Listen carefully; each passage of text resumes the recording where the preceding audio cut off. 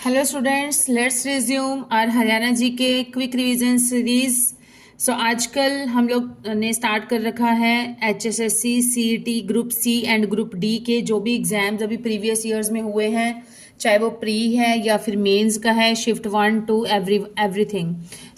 आज का हमारा जो है वो है ग्रुप सी का प्री का एग्जाम है, जो कि कंडक्ट कराया गया था 5 नवंबर 2022 को और शिफ्ट है 1। इससे पहले मैं 8 question papers complete solution 100 questions का कंप्लीट पेपर कर चुकी हूँ।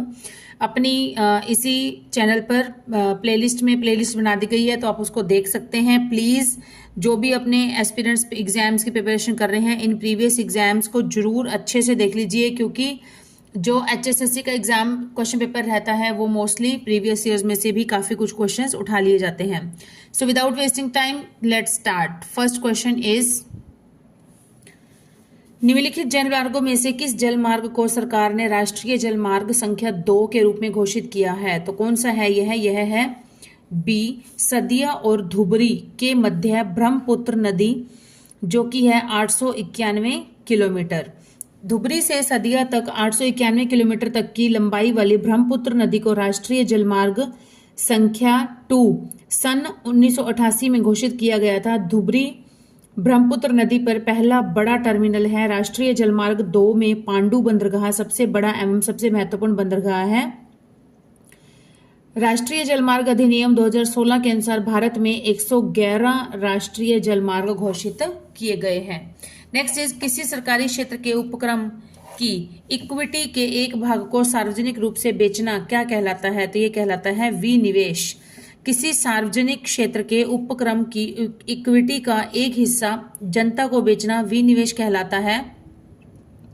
विनिवेश का अर्थ सरकार द्वारा संपत्तियों की बिक्री या परिसमापन, आमतौर पर केंद्रीय और राज्य के राज सार्वजनिक क्षेत्र के उद्यम, परियोजनाएं या अन्य अचल संपत्तियां हैं। सरकार राजकोष पर राजकोषीय बोझ को क्रय करने के लिए या विशिष्ट जरूरतों को पूरा करने के लिए धन जुटाने के लिए, जैसे कि अन्य विभाजित स्रोतों से राजस्व की कमी को पूरा करने के लिए विनिवेश करती हैं।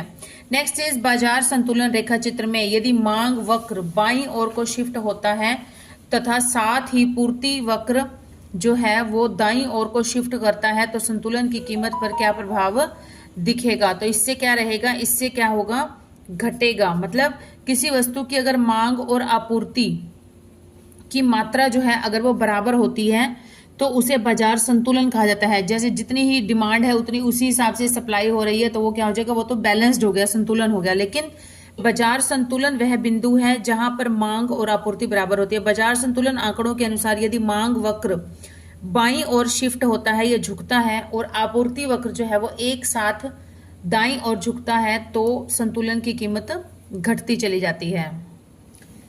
नेक्स्ट इज, हरियाणा भारत का पहला राष्ट्रवादी कला विद्यालय वर्ष 1919 में किस विश्वविद्यालय में स्थापित किया गया था? तो यह किया गया था विश्व भारती विश्वविद्यालय। विश्व भारती विश्वविद्यालय में कला भवन भारत का पहला राष्ट्रवादी कला विद्यालय था। यह शांति निकेतन में 1919 में रविंद्रनाथ टैगोर के द्वारा स्थापित विश्व भारती विश्वविद्यालय का हिस्सा था। कला भवन में नंदलाल ने कला में भारतीय शैली बनाने के लिए बौद्धिक और कलात्मक माहौल की स्थापना की थी। नेक्स्ट इज, औपनिवेशिक भारत में अंग्रेजों द्वारा तैयार की गई एक व्यवस्था सहायक संधि की प्रमुख विशेषता कौन सी थी, या कौन एक थी या ज्यादा थी, जो भी है देखते हैं। इसे लॉर्ड वेल्जली द्वारा बनाया गया था। यह तो बिल्कुल सही है। सहायक संधि तो हमने 7th 8th की SST में भी आते हैं ये क्वेश्चन, सहायक संधि। तो ये किसने चलाई थी? ये चलाई थी लॉर्ड वेल्जली ने चलाई थी। सहयोगी पक्ष के भू क्षेत्र में एक ब्रिटिश सैनिक टुकड़ी तैनात रहेगी। ओके, सहयोगी पक्ष किसी अन्य शासक के साथ कोई संधि नहीं कर सकेगा। नेक्स्ट है डी, ब्रिटिश सहयोगी पक्ष की केवल आंतरिक चुनौतियों से रक्षा करेंगे। तो यहाँ पर A B C जो है ये सही है, डी जो है इसका नहीं है, तो आंसर हो जाएगा C, A B and C।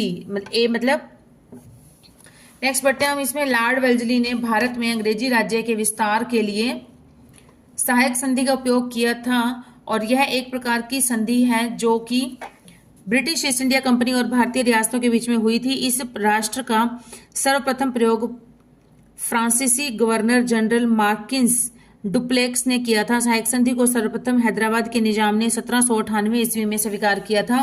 Lord वेल्जली द्वारा शुरू की गई सहायक संधि की शर्तों के अनुसार अंग्रेजी व देशी रियासतों के आंतरिक विद्रोह व बाह्य आक्रमण में इनकी सुरक्षा का आश्वासन दिया गया था। अंग्रेजों ने वादा किया कि वह देशी रियासतों के आंतरिक मामलों में हस्तक्षेप नहीं करेंगे, लेकिन अंग्रेजों ने कभी भी संधि की इस शर्त का पालन नहीं किया। देशी रियासतों को अपने भूभाग में एक अंग्रेजी सैनिक टुकड़ी रखनी पड़ेगी, जिसका खर्च देशी रियासत उठाएगी। अंग्रेजों की अनुमति के बिना कोई भी देशी रियासत अन्य रियासतों व यूरोपियन शक्तियों से राजनीतिक संबंध स्थापित नहीं करेगी। देशी रियासतों को अपने दरबार में एक अंग्रेज अधिकारी को रखना होगा।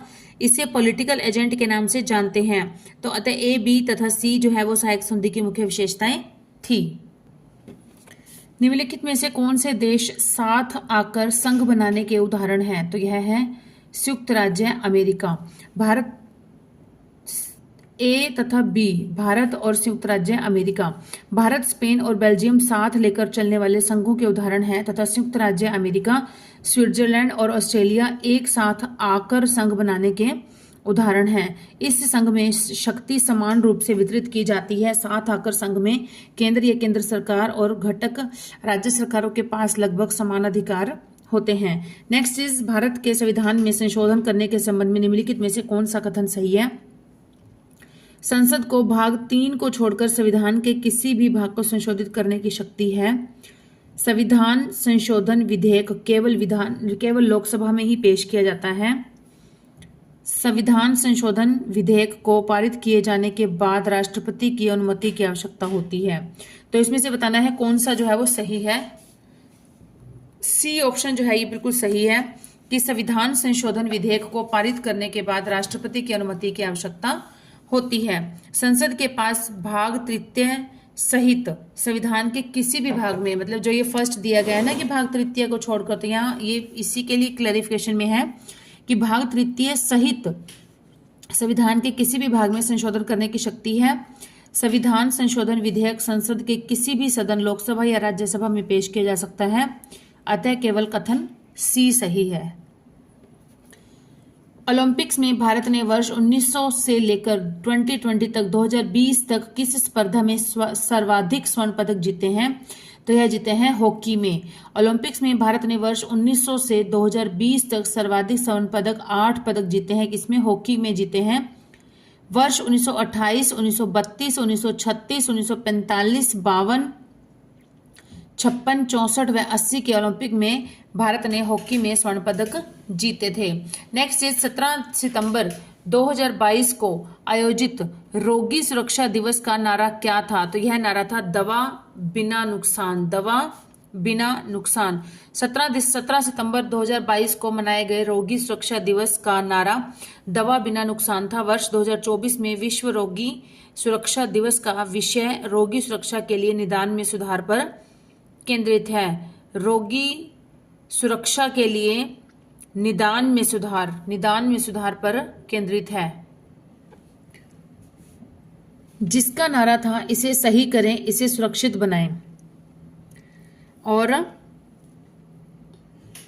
रोगी सुरक्षा को वैश्विक स्वास्थ्य प्राथमिकता के रूप में मान्यता देते हुए मई 2019 में 72वीं विश्व स्वास्थ्य सभा में सभी 194 WHO सदस्य देशों ने विश्व रोगी सुरक्षा दिवस की स्थापना का समर्थन किया, जिसे प्रतिवर्ष 17 सितंबर को मनाया जाता है। नेक्स्ट इज निम्नलिखित में से किस प्लास्टिक का प्रयोग बिजली के स्विच बनाने के लिए किया जाता है? तो यह किया जाता है बेकेलाइट। बेकेलाइट का प्रयोग किया जाता है बिजली के स्विच बनाने के लिए। बेकेलाइट जो है वो एक थर्मोसेटिंग प्लास्टिक है। बेकेलाइट एक ताप दृढ़ प्लास्टिक है जिसे गर्म करके दूसरे पदार्थों में नहीं ढाला जा सकता। नेक्स्ट इज उस पौध समूह का क्या नाम है जिसके पौधे नग्न बीजी होते हैं और बहुवर्षीय सदाबहार या काष्ठीय होते हैं? उसे क्या कहते हैं? उसे कहते हैं जिम्नोस्पर्म। जिम्नोस्पर्म कहते हैं। नग्न बीजी पौधों के समूह का नाम होता है जिम्नोस्पर्म।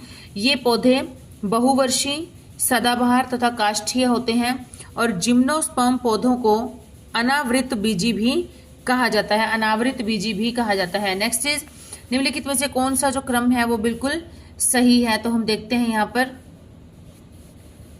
सी जो क्रम है वो बिल्कुल सही है। एक्साबाइट, पीटाबाइट, टेराबाइट और गीगाबाइट।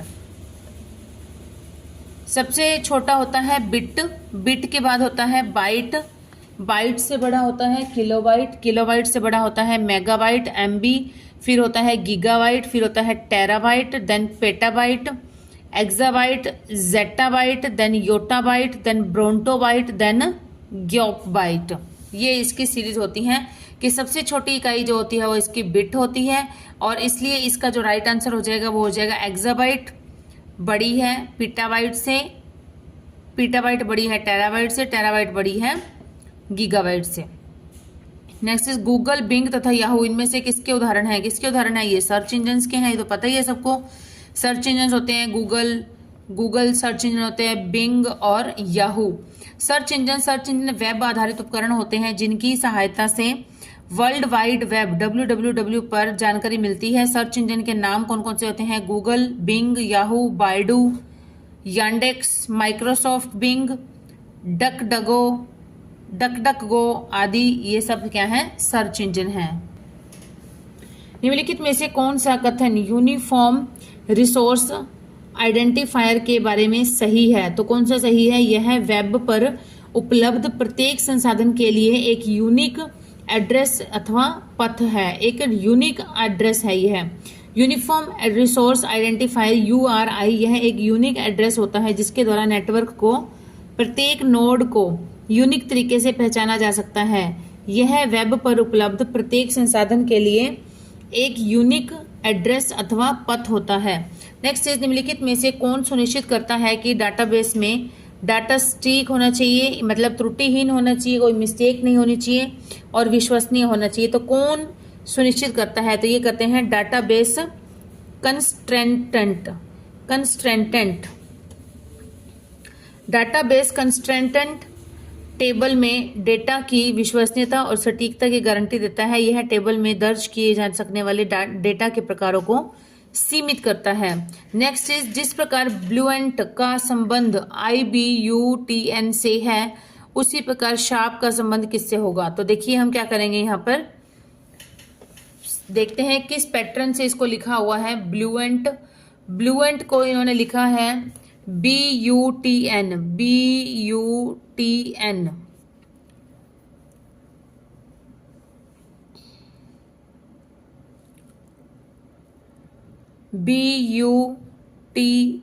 BUTN इनको 1354 और पहले नंबर पर कर दिया है 2।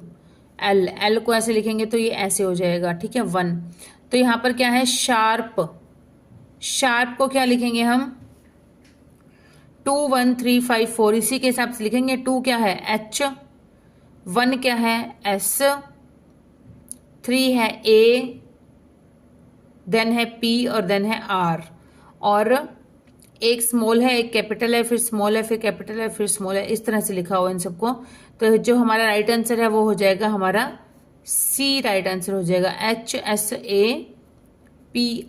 ओके, नेक्स्ट जिस प्रकार एंजल्स को का संबंध GNASEL से है उसी प्रकार स्क्वायर का संबंध किससे होगा?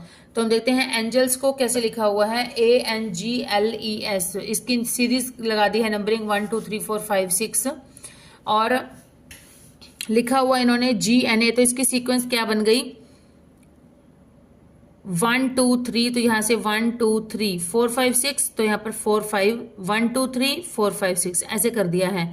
तो ऐसे ही हम करेंगे, इसको क्या करेंगे? 1 2 3 कर देंगे। 1 2 3 जैसे SQU है, SQU है तो ये हो जाएगा UQS,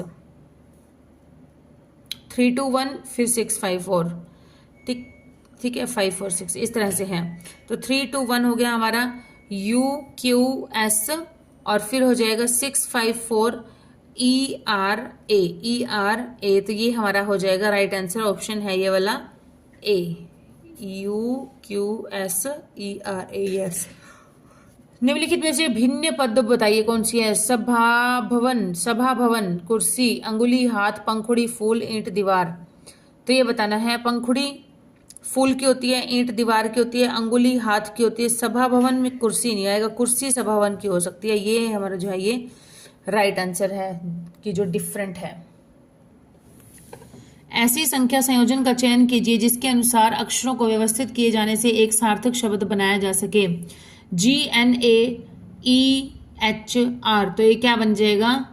HANGER, HANGER, हैंगर बन गया सीधा। तो एच का क्या है प्लेस वैल्यू? 5, H532, 532, तो ये है ऑप्शन बी में ही है उतना option. Next is XYZABCD this divided by 1 2 3 4 5। दी गई श्रृंखला में मध्य घटक से बाईं और निम्नलिखित में से तीसरा घटक कौन सा होगा? अच्छा, ये सीरीज दी गई है X से लेकर 5 तक। ये बताना है कि मध्य घटक से मध्य घटक, तो इसका मध्य घटक कौन सा आता है? इसका मध्य घटक है सबसे पहले M। मध्य घटक मतलब जो बीच में है, तो यह कौन सा है? M। उससे मध्य घटक से दाईं और तीसरा, दाईं और कौन सा हो जाएगा? ये बायां होगा इधर से, ये दायां होगा, तो दाईं साइड इधर हो जाएगा इस साइड वाला, तो NJH हो जाएगा। NJH ये इसका राइट आंसर हो जाएगा। NJH, H तीसरा लेटर होएगा, D है। नेक्स्ट इज भिन्न पद कौन सा है? 5, 15, 20, 24, 25, तो ऑब्वियस बात है कौन सा है? 5, 15,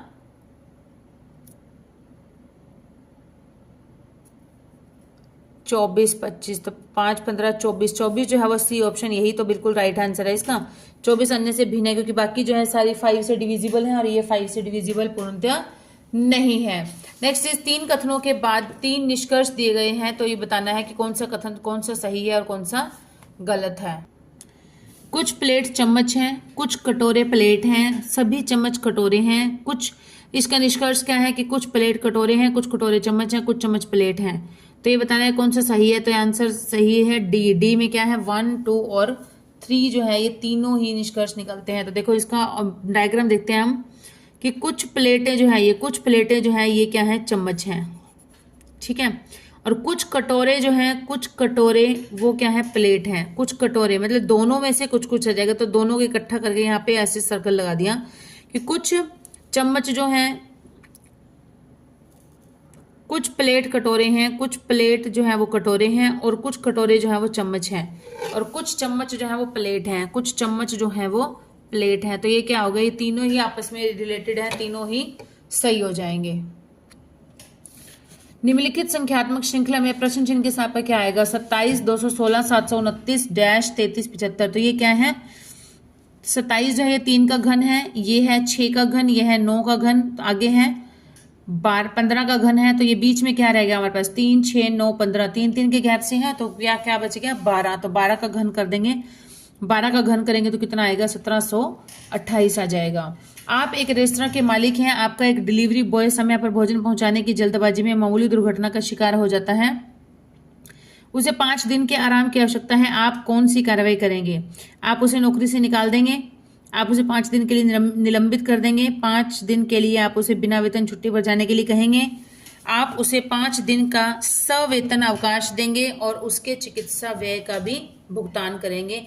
एक्चुअल में रेलेवेंटली तो यही बनता है, डी बनता है, लेकिन ऐसा रियल लाइफ में होता तो नहीं है ना। यदि कोई व्यक्ति जल्दबाजी में दुर्घटना का शिकार हो जाता है तो रेस्तरां का मालिक होने के नाते हम उसे 5 दिन का सवेतन अवकाश देंगे और उससे चिकित्सा व्यय का भी भुगतान करेंगे। बट ये रियलिस्टिक लाइफ में ऐसा नहीं होता है, बहुत रेयर। नेक्स्ट इज ABCDE और F 6 व्यक्ति हैं, BC जो है वो D से बड़ा है, A सबसे छोटा है, B और D बराबर आयु के हैं, B E से बड़ा है, C F से छोटा है, तो B से बड़े कौन हुए? तो देखो यहां पर सबसे छोटा हो गया A सबसे पहले तो, ठीक है, और A हो गया। उसके बाद क्या कहता है ये? F जो है C F से छोटा है, C जो है वो F से छोटा हो गया, ठीक है। और B और D जो है ये बराबर के हैं, तो B और D को इकट्ठा रख दिया यहां पर। B जो है वो E से बड़ा है, B E से बड़ा है, और C D से बड़ा है, C D से बड़ा है, और D और B जो है वो बराबर एज के हैं, तो इसका मतलब क्या हुआ? C B से भी बड़ा हो गया।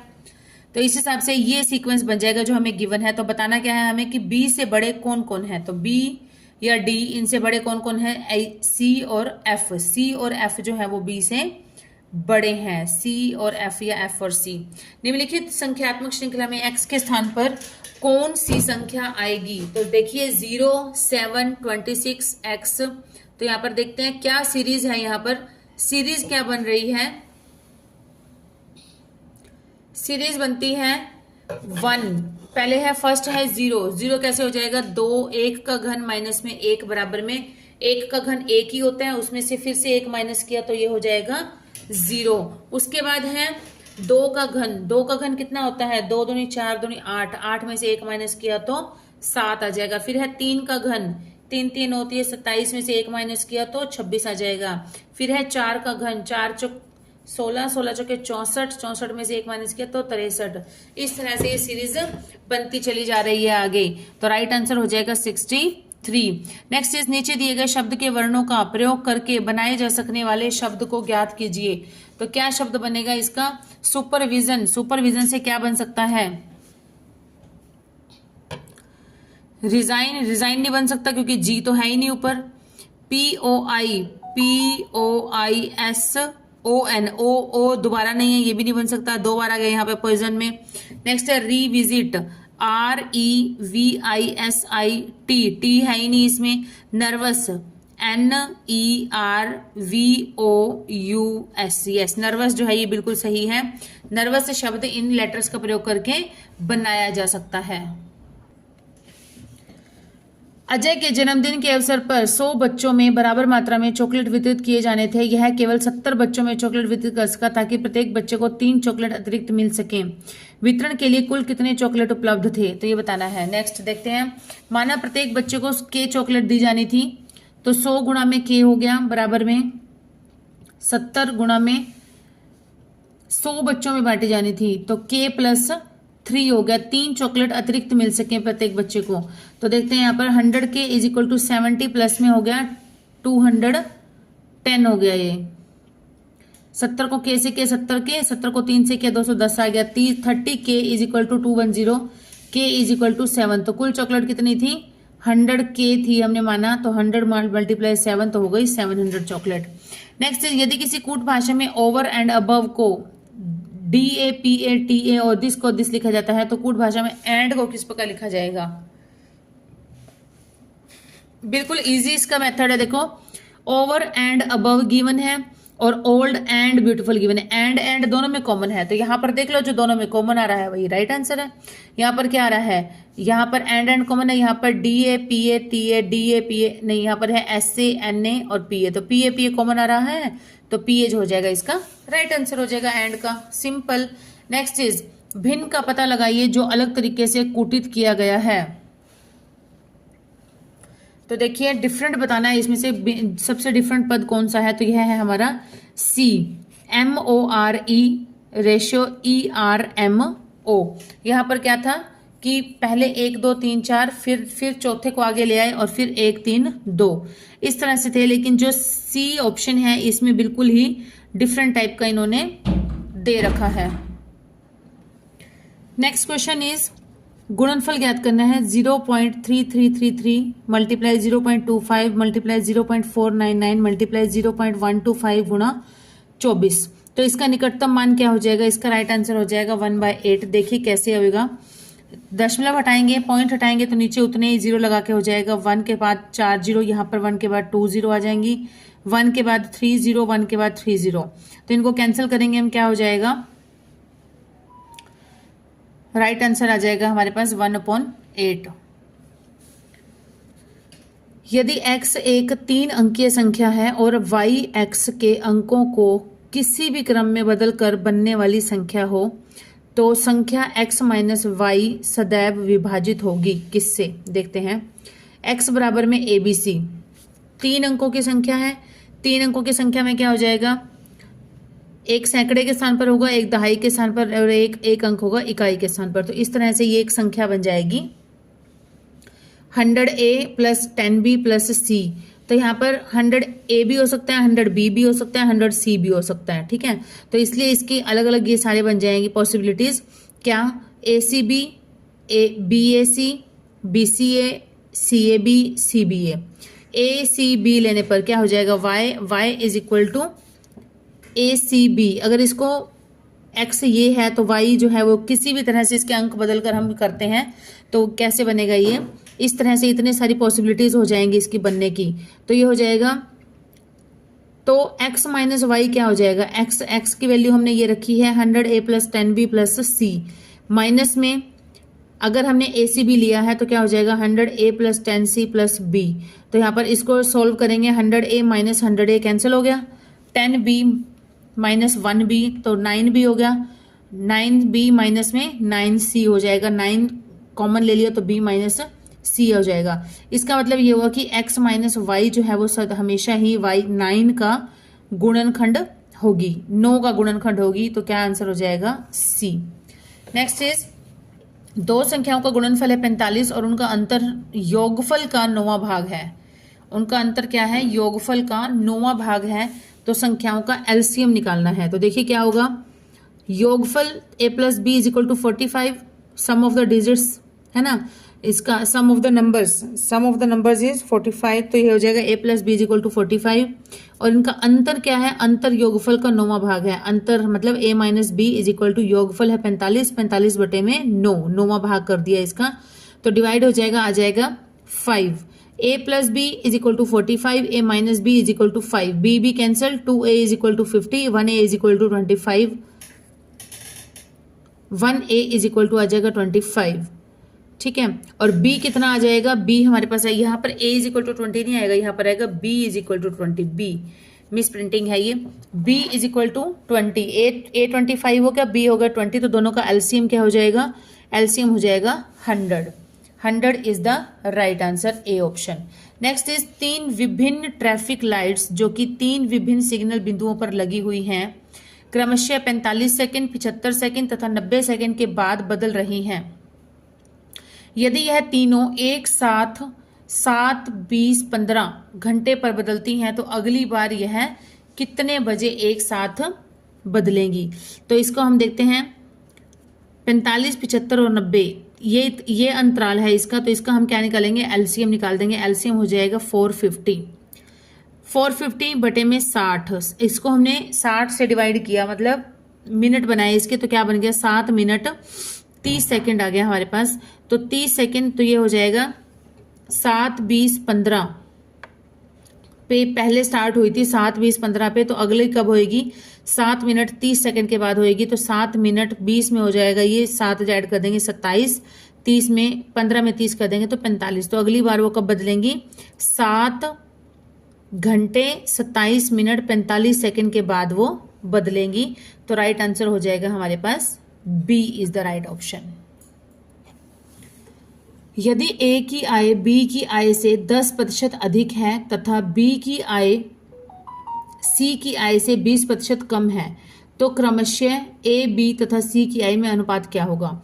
तो यहाँ पर हम दोनों में कॉमन क्या आ रहा है, सबसे सी आ रहा है। तो हमने मान लिया कि सी की आय जो है वो, सी की इनकम है वो कितनी है 100, बी की जो इनकम है वो सी से 20% कम है, तो 20% कम करेंगे तो ये हो जाएगी 80।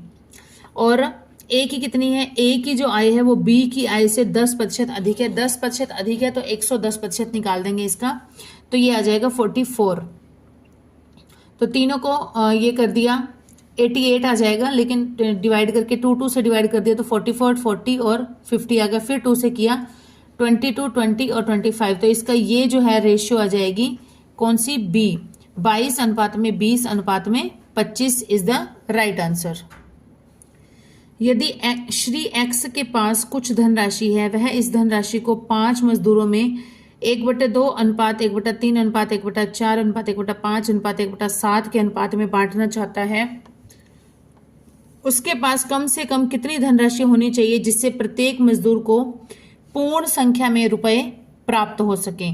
तो हम निकालेंगे, क्या निकालेंगे, इन सबका एलसीएम निकालेंगे। सिंपल है, 2, 3, 4, 5, 7, इन सबका एलसीएम निकालेंगे तो आ जाएगा 420। तो उसके पास कम से कम 420 रुपए होने चाहिए जिससे कि वो सभी में इक्वली डिवाइड कर सके। नेक्स्ट इज, 3 धनात्मक संख्याएं हैं, इन तीनों संख्याओं के औसत का 1/3 सबसे बड़ी संख्या से 8 कम है। सबसे छोटी संख्या और दूसरी सबसे छोटी संख्या का औसत 8 है, सबसे बड़ी संख्या क्या होगी।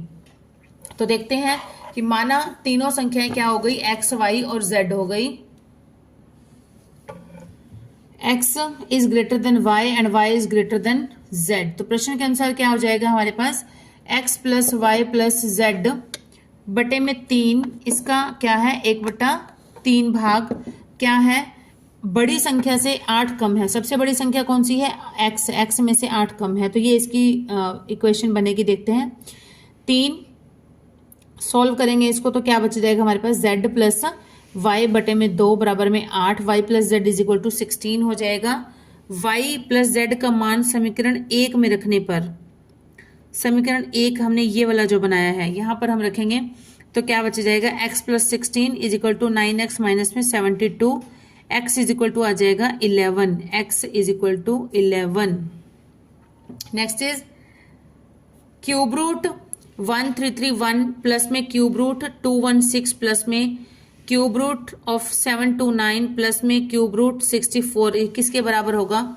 तो यहाँ पर देखते हैं कि आंसर क्या हो जाएगा, बी आंसर आ रहा है, बी यहाँ पर 79।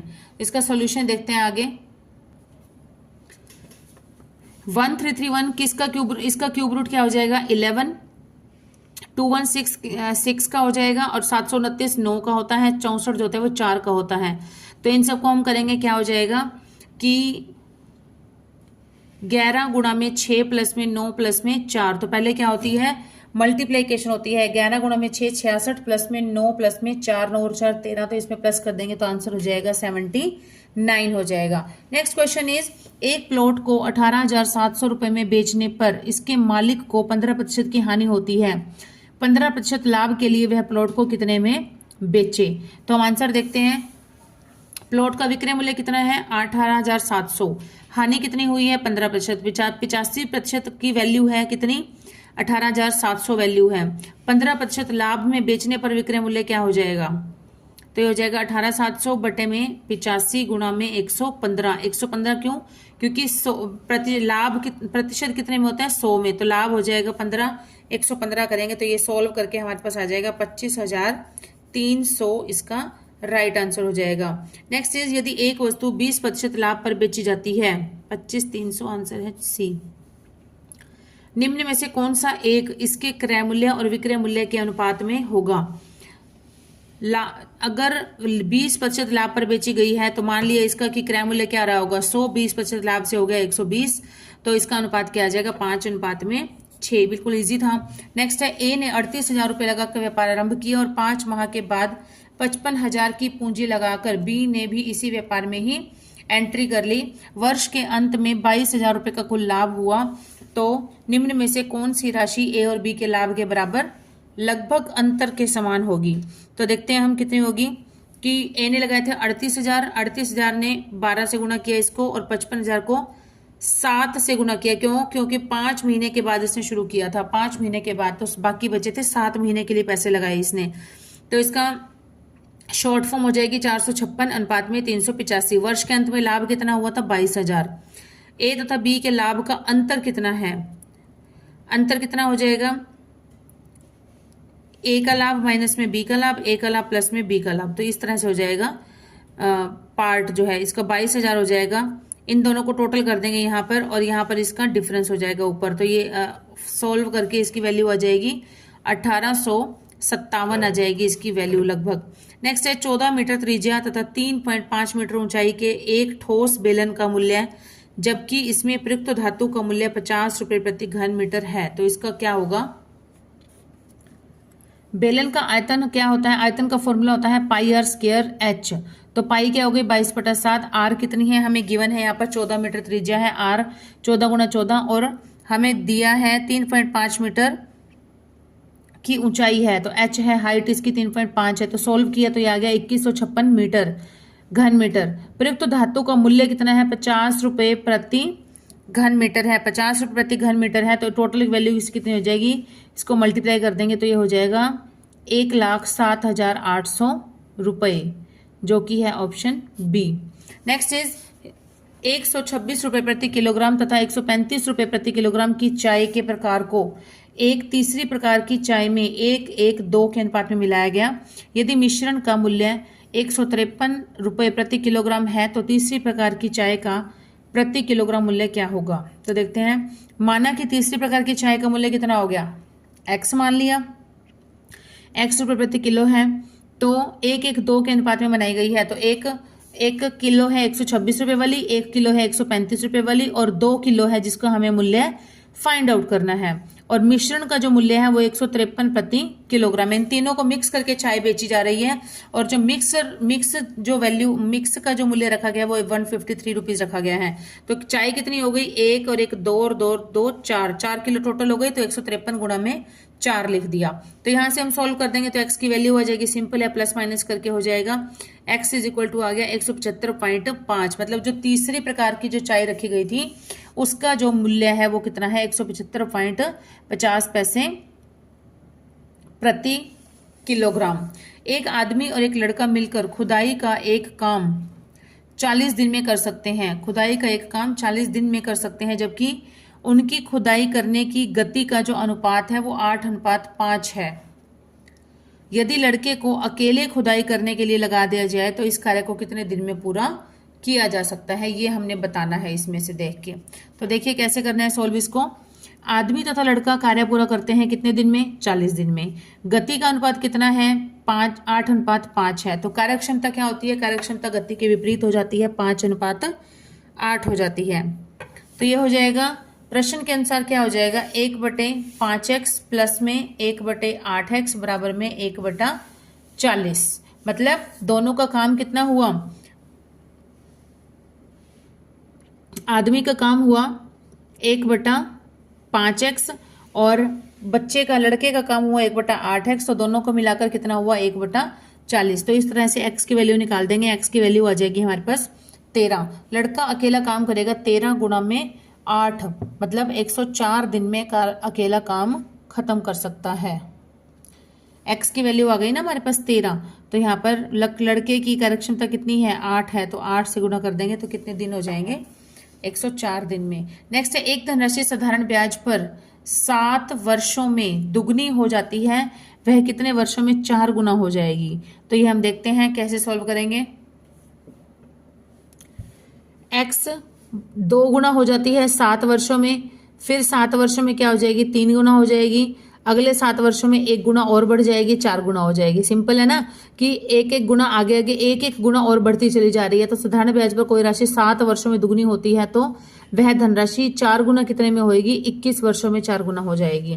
Next is read the following passage carefully and answer question 46, 7, 8।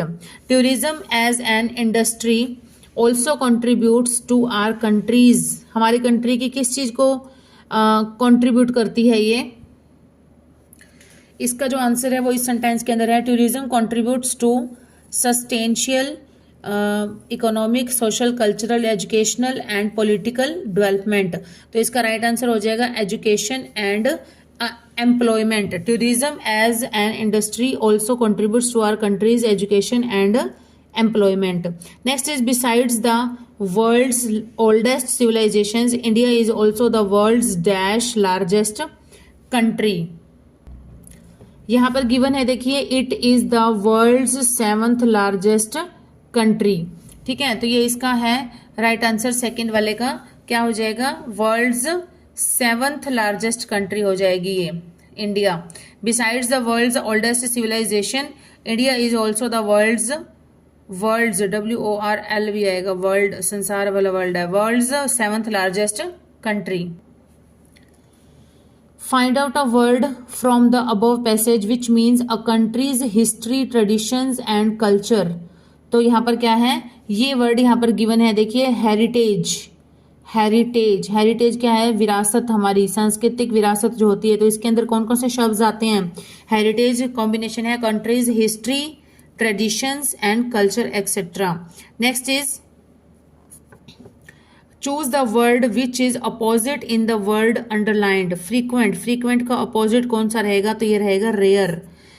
Frequent क्या होता है, अकरिंग और done many times at short intervals, उसको बोलते हैं फ्रीक्वेंटली या फ्रीक्वेंट। एंटोनियम्स क्या हो जाएगा, रेयर, सेल्डम, अनयूजुअल या infrequent. Next is choose the word which is opposite in the word underlined. Is slender slender, slender in figure, she is slender in figure. तो slender, slender का जो opposite है वो क्या हो जाएगा? Stout, stout. स्लेंडर का मीनिंग क्या होता है? स्टैंडर है ये, stander, STENDER, stander as in thin, thin होना मतलब बहुत पतली होना। एंटोनिम्स क्या हो जाएगा इसका? स्टाउट, वाइड, ब्रॉड, फैट या stocky. Next is choose the alternative which best express meaning of the underlined word idiom tall stories. हर speech is always full of tall stories. Tall stories मतलब क्या हो जाएगा? लॉन्ग टेल्स या heroic stories या realistic stories? No, तो इसका हो जाएगा exaggerated, exaggerated stories, exaggerated tales. C is the right answer. Next is in the following questions out of the alternatives choose the one which substituted for the given sentence. An apartment building in which each apart is owned separately by the people living in also containing shared areas. तो ये क्या होता है? इसको कहते हैं हम लोग condominium, condominium. An apartment building in which each apart is owned separately by the people living in also containing shared areas. Pick out the correctly spelled word. तो इसमें कौन सा है correctly spelled है? outrageous, outrageous, OUTRAGEOUS,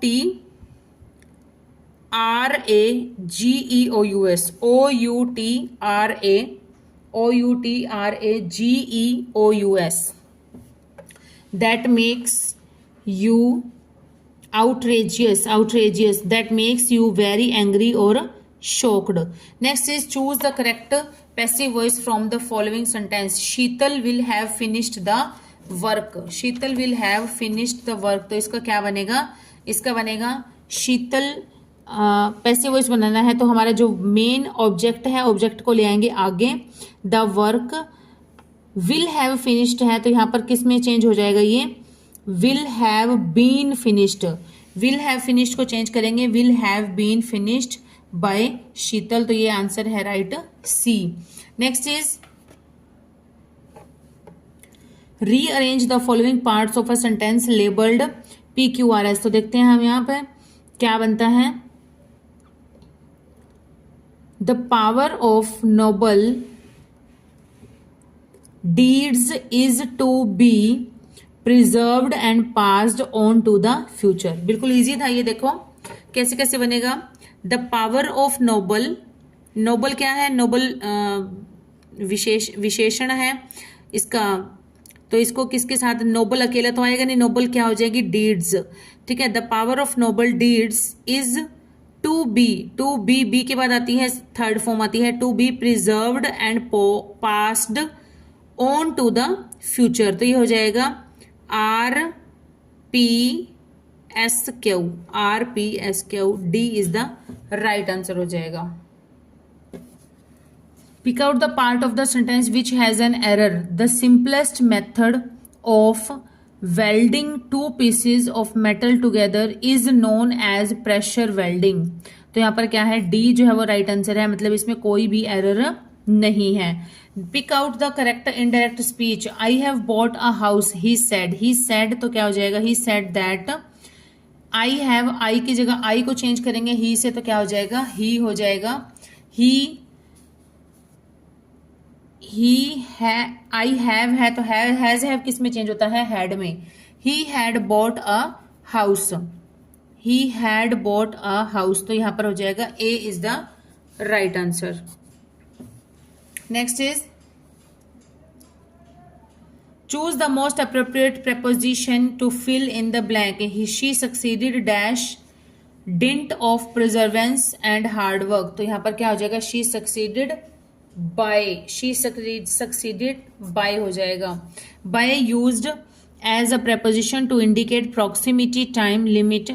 There have fixed preposition succeeded by. Next is the old man is looking forward dash the visit of his grandchildren. तो यहाँ पर क्या आ जाएगा? Looking forward to the visit, to the visits of his grandchildren, is looking forward to the visits of his grandchildren. Looking forward to means to be excited or pleased that something is going to happen. Next is fill in the blank with the appropriate option given below. The battle of Waterloo was won dash of Eton. तो ये हो जाएगा B हो जाएगा right answer. Was won on the playing fields of Eton. On the playing fields of Eton. Following sentence have a idiom phrase. Idiom phrase given है यहाँ पर. Next है निम्नलिखित विकल्पों में तत्सम शब्द की पहचान कीजिए. तत्सम, तत्सम जो होता है वो क्या है इसके अंदर? भ्राता. भ्राता. लाख, काठ, खेत ये नहीं है तो ये कौन सा है? भ्राता. जो तत्सम शब्द होते हैं ना उनके अंदर ज्यादातर या तो त्र आता है या अक्ष आता है या फिर आधा आधा अक्षर आता है कोई भी हिंदी का उसके अंदर. ये थोड़ा सा हिंट होता है इसको लर्न करने का. तत्सम शब्द वह संज्ञा शब्द है जिन्हें संस्कृत से बिना किसी परिवर्तन के सम्मिलित किया गया है. तो जैसे है भ्राता, अग्नि, अक्षी, अष्ट. तो देखिए इसके अंदर क्ष दिया है, भ्रात्रा भ्राता दिया है, आधा आधा लेटर दिया है. तो इस तरह से जो होते हैं ये तत्सम शब्द होते हैं मोस्टली. घाट घाट का पानी पीना लोकोक्ति का अर्थ क्या है? इसका अर्थ है घाट घाट का पानी पीना, बहुत अधिक अनुभव होना. वह कौन सा सर्वनाम शब्द है जो आदर सूचक है और निजवाचक भी है? निजवाचक भी है. वह कौन सा है? सी है आप. आप एक सर्वनाम भी है जो कि आदर सूचक है और निजवाचक भी है. मैं अपने आप खाना खा लूंगा तो यहाँ पर निजवाचक हो गया. और आप कहाँ जा रहे हैं? आप मेरे घर आ जाइए. आप, यहाँ पर जो आप शब्द है वो क्या है? आदर सूचक हो जाएगा, सामने वाले को आदर देने के लिए. नेक्स्ट है वाक्य के प्रमुख घटक कौन कौन से होते हैं? तो वाक्य के प्रमुख घटक होते हैं कौन कौन से?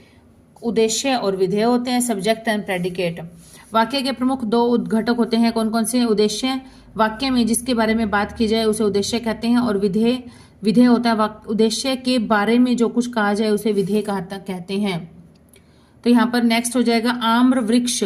समस्त पद का उचित विग्रह क्या होगा? तो ये हो जाएगा आम्र वृक्ष, मतलब आम्र का वृक्ष. तो ये समास कौन सा? इसमें समास है तत्पुरुष समास. तत्पुरुष समास में भी उत्तर पद प्रधान होता है.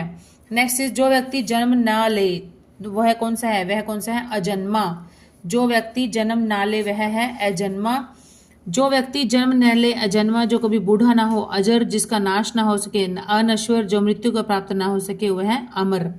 नेक्स्ट इज तट. तट शब्द के लिए उचित पर्यायवाची शब्द का चयन कीजिए. तट का क्या हो जाएगा? तटनी, तटीनी, किनारा, मरीची. तो तट का मतलब होता है किनारा. तट के पर्यायवाची होते हैं किनारा, कूल, कगार, तीर, पुलिन. निम्नलिखित शब्दों में से शुद्ध शब्द का चयन कीजिए. शुद्ध कौन सा है? प्रमाणिक, प्रामाणिक, प्रामाणिक, प्रामाणिक. तो ये आंसर है, इसका राइट आंसर है बी, जिसमें कि प्र को भी आ की मात्रा आएगी, म को आ की मात्रा आएगी, अण को छोटी की मात्रा और फिर आएगा क. प्रामाणिक जिसे प्रमाण के रूप में माना जाता है. नेक्स्ट इज दिए गए किस शब्द में उपसर्ग का उपयुक्त प्रयोग किया गया है? सरताज, ताज, बाज, नाज. तो ये कौन सा है? सरताज. उपसर्ग लगा है इसमें कौन सा? सर उपसर्ग लगने के बाद यह शब्द बना है सरताज. और कौन से होते हैं? और होते हैं सरकार, सर्वमान्य. नेक्स्ट है विहग फिर चह उठे, ये पुंज. वाक्य में विहग और पुंज की आवृत्ति के कारण कौन सा अलंकार है? आवृत्ति के कारण होता है कौन सा? विप्सा अलंकार. विप्सा अलंकार जिसमें कि मनोभावों को व्यक्त करने के लिए एक ही शब्द का एक से अधिक बार प्रयोग किया जाता है. जब किसी के मनोभावों को व्यक्त करने के लिए एक ही शब्द का एक से अधिक बार इस्तेमाल किया जाता है उसमें कहते हैं विप्सा अलंकार. तो कौन सा है ये? विहग तथा पुंज की पुनरावृत्ति बार बार हो रही है. नेक्स्ट इस विराम चिन्हों की दृष्टि से सर्वाधिक शुद्ध वाक्य कौन सा है? तो यह है खेत, बगीचा, घर, सब कुछ, सब पर कुहासा छा रहा था. हे लड़के इधर आओ. तो ये गलत है. हे लड़के के बाद आएगा एक्सक्लेमेटरी साइन. नेक्स्ट है वह हिंदी, अंग्रेजी और जर्मन भाषा जानती है. वह हिंदी, अंग्रेजी और जर्मन. इसमें गलती क्या है? अंग्रेजी के बाद ये वाला कॉमा नहीं आएगा. ठीक है, अगर ये कॉमा नहीं होता तो बिल्कुल सही था ये सेंटेंस भी. आपसी झगड़ों का निपटारा कर लेना चाहिए, ये गलत है, यहाँ पर ये नहीं आना चाहिए था. तो सबसे राइट आंसर कौन सा है हमारे पास? ए है. खेत, बगीचा, घर, सब पर कुहासा छा रहा है था. नेक्स्ट इज गायक, गायक शब्द में प्रयुक्त जो प्रत्यय है वो कौन सा है? गायक में प्रत्यय है कौन सा? अक, अक है। गै प्लस अक, गै प्लस अक, इसमें अक प्रत्यय है और अयादी संधि है। नेक्स्ट इज अयादी संधि का उदाहरण नहीं है, इनमें से कौन सा? श्रावण, उच्छ्वास, गवेषणा, शयन।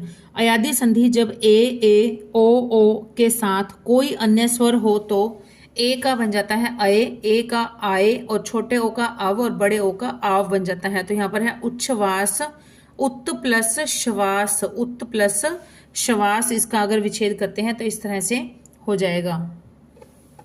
दिए गए किस वाक्य में कारक चिन्ह का सर्वाधिक उपयुक्त उपयोग हुआ है? मैं आज खेलने नहीं जाना है, सुबह देर में उठना ठीक नहीं है, ये खिलौने मेरी बेटी के हैं। तो यहाँ पर क्या है, किसमें सबसे अधिक कारक चिन्हों का प्रयोग हुआ है? तो यह है हमारा डी जो सेंटेंस है, डी सेंटेंस, इसके अंदर ये राइट आंसर है।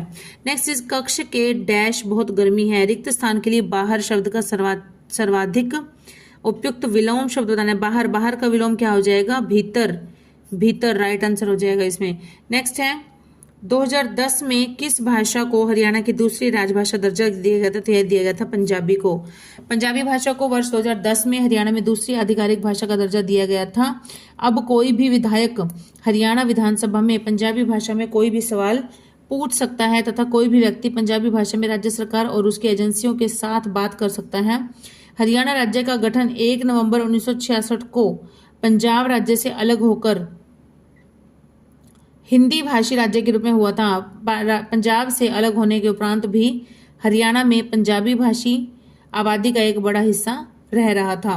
नेक्स्ट है निम्नलिखित में से हरियाणा के किस व्यक्तित्व को खेल के क्षेत्र में 2022 का पद्मश्री सम्मान मिला था? तो यह मिला था सुमित अंतिल। सुमित अंतिल, सुमित अंतिल जो कि एक पैरालंपिक्स में खेलते हैं ये, और कौन से खेल से संबंध है इनका? इनका संबंध है जेवलिन थ्रो से, जेवलिन थ्रो से इसका संबंध है। हरियाणा से खेल के क्षेत्र में उल्लेखनीय प्रदर्शन करने वाले ओलंपिक स्वर्ण पदक जीतने वाले नीरज चोपड़ा और पैरालंपिक स्वर्ण पदक विजेता सुमित अंतिल सामाजिक कार्य में ओम प्रकाश गांधी, विज्ञान एवं इंजीनियरिंग में मोतीलाल मदान, साहित्य एवं शिक्षा में राघवेंद्र तंवर को पद्मश्री पुरस्कार मिला है। सुमित अंतिल का जन्म हरियाणा के सोनीपत जिले के खेवड़ा गांव में हुआ था। नेक्स्ट है साई, SAI, साई राष्ट्रीय बॉक्सिंग अकादमी का शुभारंभ किस वर्ष हुआ था रोहतक में? तो यह हुआ था 2017 में हुआ था, 2017 में। भारतीय खेल प्राधिकरण sports academy of India SAI के तहत स्थापित राष्ट्रीय मुक्केबाजी अकादमी NBA नेशनल बॉक्सिंग अकादमी हरियाणा रोहतक का उद्घाटन केंद्रीय युवा मामले एवं खेल राज्य मंत्री विजय गोयल ने 17 जनवरी 2017 को किया था रोहतक में। खिलाड़ी सीमा पूनिया अंतिल हरियाणा के किस गांव से संबंध रखती है? तो यह रखती है खेवड़ा गांव से। खेवड़ा गांव से सीमा पुनिया अंतिल भी और सुमित अंतिल भी। सीमा पुनिया अंतिल का जन्म 27 जुलाई 1983 को हरियाणा के सोनीपत जिले के खेवड़ा गांव में हुआ था। यह एक भारतीय महिला डिस्कस थ्रोअर है। 2015 में रिलीज की गई किस हरियाणवी फिल्म को 2 राष्ट्रीय पुरस्कार प्रदान किए गए हैं? 2015 में रिलीज हुई, तो यह कौन सी है? पगड़ी, पगड़ी द ऑनर। राजीव भाटिया द्वारा निर्देशित फिल्म पगड़ी द ऑनर को सर्वश्रेष्ठ हरियाणवी पुरस्कार का अवार्ड दिया गया है और बलजिंदर कौर को पगड़ी द ऑनर के लिए सर्वश्रेष्ठ सहायक अभिनेत्री का पुरस्कार मिला है। वर्ष 2015 में रिलीज हुई इस हरियाणवी फिल्म को 62वें राष्ट्रीय फिल्म पुरस्कार 2014 की घोषणा मार्च 2015 में की गई थी। यह पुरस्कार भारत के राष्ट्रपति द्वारा प्रदान किए गए थे। नेक्स्ट इज छाछ आभूषण महिलाओं द्वारा कहाँ पहना जाता है? छाछ, छाछ, छज्जा, छाछ पहना जाता है माथे पर, माथे पर पहना जाता है। छाछ आभूषण महिलाओं द्वारा माथे पर पहना जाता है। आमतौर पर चांदी धातु से बना यह आभूषण बालों में पिन किया जाता है और माथे पर लगा लिया जाता है। नेक्स्ट इज हरियाणा का कौन सा नृत्य रूप शिव और पार्वती को समर्पित है? तो यह हम सब जानते हैं कौन सा है, गणगौर नृत्य। हरियाणा राज्य के फागुन और चैत्र माह में किया जाने वाला गणगौर नृत्य जो है यह भगवान शिव और माता पार्वती को समर्पित है और संगीत और मुस्कान के अनुसार नृत्य पैटर्न में परिवर्तन इस प्रदर्शन का सबसे महत्वपूर्ण तत्व माना जाता है। हरियाणा के कुछ अवसरों पर गंगौर नृत्य आमतौर पर भगवान को समर्पित कीर्तन के रूप में भी होता है। इसके अलावा हरियाणा राज्य के कुछ अलग लोक नृत्य हैं, जैसे खोड़िया, डफ, खोड़िया, डफ, लूर, फाग, रासलीला आदि हैं। नेक्स्ट है चोप। हरियाणा में निर्मित शाल का एक रूप है और शॉल के इस रूप को फुलकारी के नाम से भी जाना जाता है। तो कौन सा सही है? तो हम बताते हैं ए और बी दोनों ही सही हैं। चोप एक प्रकार का शॉल है जो कि मुख्यतः हरियाणा में निर्मित होता है और पारंपरिक रीति रिवाजों के अनुसार नानी नई दुल्हन को चोप उपहार में देती है। शॉल की इस शैली को फुलकारी के नाम से भी जाना जाता है। यह एक उल्टा फुलकारी है। फुलकारी में मुख्य रूप से पक्षियों, फूलों और मानव आकृतियों के कला रूपांकनों को एक रंगीन कपड़े पर सुई का उपयोग करके सिला जाता है। एक चोप पीले और सोने के धागे से कढ़ाई की हुई एक बड़ी लाल चादर होती है। चोप का डिजाइन जो है वो ज्यामितीय रूपों, मुख्य रूप से त्रिकोण और जाली संरचनाओं से बना हुआ होता है, जिसमें कि कभी कभी मोर या गाय की आकृति भी शामिल होती है। कढ़ाई को दोहरी सिलाई का उपयोग करके लगाया जाता है, जिससे चोप के दोनों ओर डिजाइन दिखाई देता रहे। इस पर हमेशा कपड़े के बॉर्डर पर जोर दिया जाता है। नेक्स्ट इज 1770 ईस्वी में नजीबुद्दौला की मृत्यु के बाद उसका राज सिंहासन किससे मिला था? तो यह मिला था महादजी सिंधिया, नहीं सी है नजफ खान को मिला था इसका जो शासन मिला था। नजीब उद्दौला एक रोहिल्ला यूसुफ जई अफगान था। मुगल सैनिक के रूप में उसने अपनी प्रारंभिक सेवाएं दी थी। अहमद शाह अब्दाली के दिल्ली आक्रमण के साथ समय यह उससे मिल गया और अब्दाली ने इसे मुगल सम्राट मीर बख्शी के रूप में नियुक्त किया था। मिर्जा नजफ खान 1740 के आसपास ईरान से दिल्ली आया था। वह मुगल सम्राट शाह आलम द्वितीय का दरबारी बन गया था और यह सफवीद वंश का साहसी व्यक्ति था। 1770 में नजीबुद्दौला की मृत्यु के बाद नजफ खान इसका उत्तराधिकारी बन गया था। नेक्स्ट इज हरियाणा की प्रसिद्ध बड़खल झील का निर्माण कब हुआ था? तो यह हुआ था 1947 में। बड़खल झील का निर्माण भी 1947 में हुआ था और दमदमा झील का भी जो हुआ था वो भी 1947 में हुआ था। हरियाणा राज्य के फरीदाबाद जिले में बड़खल गांव के समीप मानव निर्मित बड़खल झील अरावली पर्वतमाला की पहाड़ियों में घिरी हुई है। राष्ट्रीय राजधानी क्षेत्र में निर्माण कार्य तेजी से होने के कारण अवैध खनन और उत्खनन के बढ़ने से 2 दशक पूर्व यह झील सूखने लगी थी और पूरी तरह से सूख गई है। बड़खल झील का निर्माण 1947 ईस्वी में 2 छोटी पहाड़ियों को जोड़कर किया गया था। नेक्स्ट इज कॉलम 1 और कॉलम 2 का मैच करना है। तो बताना प्राचीन नाम कौन कौन से थे? साइरशैक, कानोड़, कपिस्थल, पांडुप्रस्थ। कपिस्थल हमें पता है किसका है, कपिस्थल हमें पता है कैथल का है, पांडुप्रस्थ हमें पता है पानीपत का है, कानोड़ किसका है महेंद्रगढ़ का है और साइरशैक कितना है सिरसा का है। तो 1 2 3 4 को हो जाएगा ADBC। ADBC कौन सा आंसर है? बी है ADBC। बाबा लदाना तीर्थ कहाँ पर स्थित है? बाबा लदाना तीर्थ है कैथल में स्थित है। बाबा राजपुरी का ऐतिहासिक व विश्व प्रसिद्ध डेरा कैथल जिले में लदाना गांव में स्थित है। बाबा राजपुरी का जन्म 1690 ईस्वी में लदाना गांव में हुआ था। 8 वर्ष की आयु में बात्ता गांव में जाकर मां सरस्वती पुरी को अपना गुरु बनाकर चोला धारण कर लिया था। इसने बाद में गांव लदाना के अलग डेरे की स्थापना की गई थी। बाबा राजपुरी के 365 मठ या डेरे हैं। ये हर साल अकादमी पर डेरा बाबा एकादशी पर डेरा बाबा राजपुरी पर 3 दिवसीय मेला लगता है। इसमें राजस्थान, पंजाब, दिल्ली, यूपी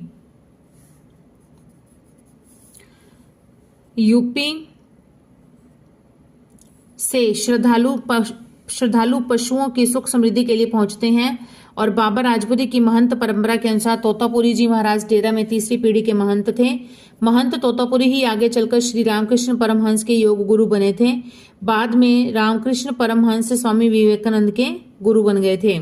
नेक्स्ट है हरियाणा पंचायती राज अधिनियम 1994 के अध्याय 10 के अनुसार कौन सी समिति पंचायत समिति द्वारा नियुक्त नहीं की जाती है? तो यह कौन सी है? यह है स्वास्थ्य एवं कल्याण समिति। स्वास्थ्य एवं कल्याण समिति जो है वो पंचायत समिति के द्वारा नियुक्त नहीं की जाती है। नियुक्त की जाती है। कौन कौन सी हैं? वो है सामाजिक न्याय समिति की सहायता से, सामान्य समिति की सहायता से, वित्त लेखा जोखा ऑडिट एवं योजना समितियों की सहायता से। नेक्स्ट है हरियाणा पंचायती राज अधिनियम, ये हमने पढ़ लिया। नेक्स्ट है हरियाणा में पहली स्थायी लोक अदालत की स्थापना कब हुई थी? स्थायी लोक अदालत की स्थापना कब हुई थी? ये हुई थी 7 अगस्त 1998 को। पहली स्थायी लोक अदालत ये हुई थी 7 अगस्त 1998 को। हरियाणा में पहली स्थायी लोक अदालत की स्थापना 7 अगस्त 1998 को की गई थी। कानूनी सेवा प्राधिकरण संशोधन अधिनियम 1994 के अनुसार लोक अदालत समझना अब एक स्वैच्छिक अवधारणा नहीं है। कानूनी सेवा प्राधिकरण अधिनियम 1987 के उद्देश्यों को प्राप्त करने और पक्षों के बीच विवादों को सौहार्दपूर्ण और शीघ्रता से निपटाने के लिए जिला न्यायालय परिसर सेक्टर 17 चंडीगढ़ में 7/8/1998 को एक स्थायी लोक अदालत की स्थापना की गई थी। यह देश की पहली स्थायी लोक अदालत है जो कि सभी कार्य दिवसों पर जिला न्यायालय परिसर चंडीगढ़ में कार्यरत है। पूर्ण मुकदमेबाजी मामलों के लिए स्थायी लोक अदालत सप्ताह में 5 दिन आयोजित की जाती है। नेक्स्ट है हरियाणा के किस जिले में सर्वाधिक वर्षा होती है? तो यह होती है अंबाला में। और कितनी होती है? यह औसतन होती है 47.16 इंच प्रति वर्ष होती है। हरियाणा में ब्लू बर्ड कहाँ है? ब्लू बर्ड है हिसार में। हरियाणा राज्य के हिसार शहर में ब्लू बर्ड झील स्थित है। ब्लू बर्ड झील में हरियाणा द्वारा सरकार द्वारा संचालित ब्लू बर्ड टूरिस्ट रिजॉर्ट भी है। इसमें की कमरे हैं और कॉन्फ्रेंस हॉल है, रेस्टोरेंट है और बार है। हरियाणा की जलवायु कैसी है? हरियाणा की जलवायु है उपोष्णीय शुष्क महाद्वीपीय प्रकार। अगर ये ना होता, सिंपली ये दिया होता महाद्वीपीय प्रकार तो वो सही था, लेकिन इसको बाइफरकेट करके इन्होंने लिख दिया है उपोष्णीय शुष्क महाद्वीपीय प्रकार, तो ये ज्यादा रेलेवेंट है। हरियाणा राज्य की जलवायु उपोष्णीय कटिबंधीय शुष्क महाद्वीपीय प्रकार की है, जहां गर्मियों में अधिक गर्मी और सर्दियों में अधिक सर्दी होती है। यहाँ का तापमान मई जून में 48 से 50 डिग्री व सर्दियों में 0 डिग्री तक पहुंच जाता है। महावीर चक्र विजेता को एक मुश्त कितनी नकद राशि का पुरस्कार दिया जाता है? यह दिया जाता है 1 करोड़ रुपए की। 1 करोड़ रुपए की नकद राशि का पुरस्कार दिया जाता है। और महावीर चक्र भारत का दूसरा सबसे बड़ा सैन्य सम्मान है। यह दुश्मन की मौजूदगी में जमीन, समुद्र या हवा में असाधारण वीरतापूर्ण कार्यों के लिए दिया जाता है। महावीर का शाब्दिक अर्थ होता है असाधारण रूप से बहादुर। सावित्रीबाई खानोलकर एक स्विस भारतीय डिजाइनर थी। इन्होंने परमवीर चक्र, महावीर चक्र, वीर चक्र, अशोक चक्र, कीर्ति चक्र, शौर्य चक्र आदि वीरता पदक डिजाइन किए थे। डिजाइन किसने किए थे? सावित्रीबाई खानोलकर एक स्विस भारतीय डिजाइनर थी। हरियाणा का राज्य पक्षी कौन सा है? तो राज्य पक्षी हमें पता है कौन सा है, काला तितर। हरियाणा राज्य का राज्य पक्षी ब्लैक फ्रैंकोलिन नामक पक्षी है। इसे पहले ब्लैक पॉर्ट्रिज के नाम से भी जाना जाता है। स्थानीय भाषा में इसे काला तितर के नाम से जाना जाता है। और नर काले व मादा भूरे रंग की होती है। नर काले रंग का होता है और मादा भूरे रंग की होती है। यह पक्षी झाड़ियों वाले आवासों में पाए जाते हैं, जहां बहुत सारी फसलें होती हैं और जो आश्रय देने के लिए पर्याप्त ऊंची होती हैं। नीचे से खुली होती है, जिससे भागने के रास्ते और आंगन यात्रा प्रदान की जा सकती है। यह घनी वनस्पति वाले क्षेत्रों को पसंद करते हैं। नेक्स्ट इज किस शहर को हरियाणा का दिल कहा जाता है? तो हरियाणा का दिल कहते हैं हार्ट ऑफ हरियाणा जींद को। जींद हरियाणा का हृदय है। जींद शहर को कहा जाता है। यह हरियाणा के सबसे पुराने जिलों में से एक है। इसका ऐतिहासिक और पौराणिक महत्व है। ऐसा माना जाता है कि पांडवों द्वारा जयंती देवी, विजय की देवी के सम्मान में यहाँ एक जयंती देवी का मंदिर बनाया गया था और शहर को बाद में मंदिर के आसपास विकसित किया गया था, इसलिए जैतापुरी का नाम जींद हो गया। नेक्स्ट इज हरियाणा राज्य बजट के वित्तीय वर्ष 2022-23 में कुल बजट का कितना प्रतिशत जो है शिक्षा के क्षेत्र में व्यय हेतु निर्धारित किया गया था? निर्धारित करना अलग होता है और एक्चुअल में व्यय करना अलग होता है। तो 14.2%। 14.2% शिक्षा के क्षेत्र में व्यय हेतु निर्धारित किया गया था 2022-23 के बजट में। हरियाणा के मुख्यमंत्री मनोहर लाल खट्टर ने 8 मार्च 2022 को यह बजट पेश किया था और यह सभी राज्यों द्वारा शिक्षा के लिए औसत आवंटन में 15.2% से भी कम है। नेक्स्ट इज हरियाणा में विद्युत उपभोक्ताओं की कुल संख्या 2021-22 तक कितनी है? विद्युत उपभोक्ताओं की तो यह है 72,13,283। हरियाणा राज्य में वर्ष 2021-22 तक बिजली उपभोक्ताओं की कुल संख्या 72,63,647 तक हो गई है और विकल्प में इस सी हो जाएगा 72,17,283 इसके, अतः उत्तर जो है वो सही सी होगा। नेक्स्ट इज हरियाणा आर्थिक सर्वेक्षण 2021-22 के अनुसार हरियाणा में कुल कितने जिला स्तरीय कोषागार हैं? तो यह है 23। वर्तमान में राज्य में 23 जिला स्तरीय कोषागार और 82 उप कोषागार हैं जो कि राज्य के समेकित धन और सार्वजनिक खाते से संबंधित सभी प्राप्तियां और भुगतानों के खातों का रखरखाव करती हैं। नेक्स्ट इज म्हारा गांव जगमग गांव योजना के अंतर्गत जनवरी 2022 तक कितने गांवों को जोड़ा गया है? तो यह जोड़ा गया है 5,569 गांवों को जोड़ा गया है, 5,569 गांवों को। हरियाणा में जनवरी 2020 तक 5,569 गांवों को म्हारा गांव जगमग गांव योजना से जोड़ा गया है। इस योजना के तहत 82 नए गांवों को जोड़ने के साथ ही अब हरियाणा के 5,569 गांव 24 घंटे बिजली आपूर्ति के अंतर्गत आ गए हैं। हरियाणा राज्य ने 1/7/2015 को 1 जुलाई 2015 को म्हारा गांव जगमग गांव MGJG योजना को शुरू किया था। So now this is the last question of this question paper. Let's see. Haryana के राष्ट्रीय मधुमक्खी पालन एवं शहद मिशन हरियाणा योजना की शुरुआत किस वर्ष में हुई थी? तो इस योजना की शुरुआत की गई थी 2020 में की गई थी, 2020 में की गई थी। राष्ट्रीय मधुमक्खी पालन एवं शहद मिशन एक सहकारी पहल है जिसका उद्देश्य भारत में मधुमक्खी पालन और शहद उत्पादन को बढ़ावा देना और विकसित करना है। राष्ट्रीय मधुमक्खी पालन और शहद मिशन योजना 2020 में हरियाणा में शुरू की गई थी और मिशन की घोषणा आत्मनिर्भर भारत योजना के भाग के रूप में की गई थी। यह योजना कृषि मंत्रालय के तहत राष्ट्रीय मधुमक्खी बोर्ड द्वारा कार्यान्वित की जाती है। इसे वर्ष 2020 से 23 तक 3 साल के लिए मंजूरी दी गई है। तो स्टूडेंट्स आज की हमारी क्लास जो है वो यहीं पर ही कंप्लीट होती है। जल्द मिलेंगे नए क्वेश्चन पेपर के साथ, नए क्वेश्चंस को लाकर।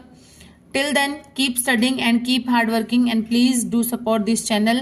बहुत अच्छा सपोर्ट कर रहे हैं बट थोड़ा और करना बनता है, इसलिए करते रहिए। आप भी कोशिश करते रहिए, सपोर्ट करते रहिए, शेयर करते रहिए और मेरा भी सपोर्ट जारी रहेगा। Okay students, bye.